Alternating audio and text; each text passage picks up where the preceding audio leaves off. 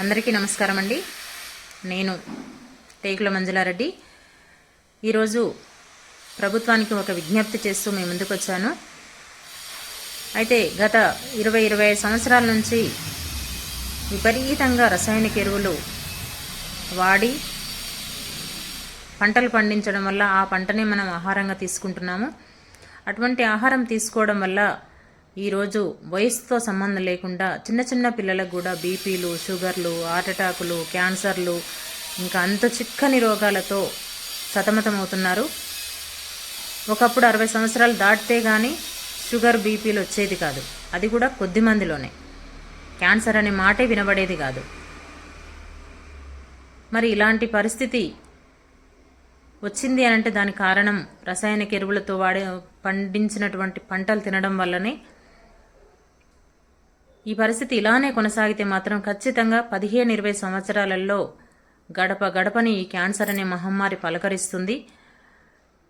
ప్రతి 10 మందిలో 5 ఖచ్చితంగా ఈ వ్యాధి వస్తుంది అని మన మేధావులు హెచ్చరిస్తున్నారు. మరి దీని నుంచి బయటపడాలి అని అంటే మనం ప్రకృతి వ్యవసాయంతో పండించినటువంటి ఆహారం తీసుకోవాలి. మాలాంటి స్వచ్ఛంద సంస్థలు రైతుల దగ్గరికి వెళ్ళి మీరు సేంద్రియ ఎరువులు వాడండి, ప్రకృతి వ్యవసాయం చేయండి అని చెబితే వాళ్ళు ఒకటే మాట అంటున్నారు. బాగా రసాయనిక ఎరువులు అలవాటు పడినటువంటి ఈ భూమిలో ఇప్పుడు సేంద్రియ ఎరువులని, ప్రకృతి వ్యవసాయం చేయాలంటే పంట పండట్లేదు. పెట్టుబడి వస్తుంది కానీ దిగుబడి మాత్రం రావట్లేదు. దానివల్ల మేము చాలా లాస్ అవుతున్నాము. కాబట్టి మేము ఆ వ్యవసాయం చేయలేము అని చెప్పేస్తున్నారు.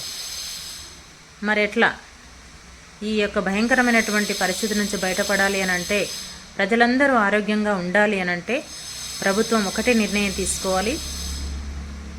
ఏంటా నిర్ణయం అంటే, రైతులకి వెన్నంటే ఉండి దీన్ని ఒక యజ్ఞంలా తీసుకొని ప్రకృతి వ్యవసాయం చేస్తూ కూడా మంచి దిగుబడిని తీసుకురావచ్చు అని వాళ్ళకు అవగాహన కల్పిస్తూ, వాళ్ళకు 100% నిధులు కేటాయిస్తూ వాళ్ళని ఆ దిశగా వాళ్ళని ఎంకరేజ్ చేసినట్లయితే తప్పకుండా వాళ్ళు ప్రయత్నం చేస్తారు.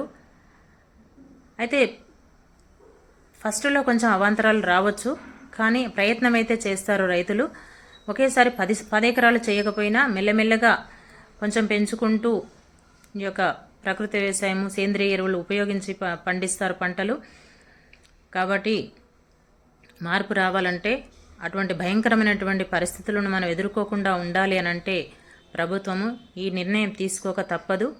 ఖచ్చితంగా తీసుకోవాల్సిందే. Thank you.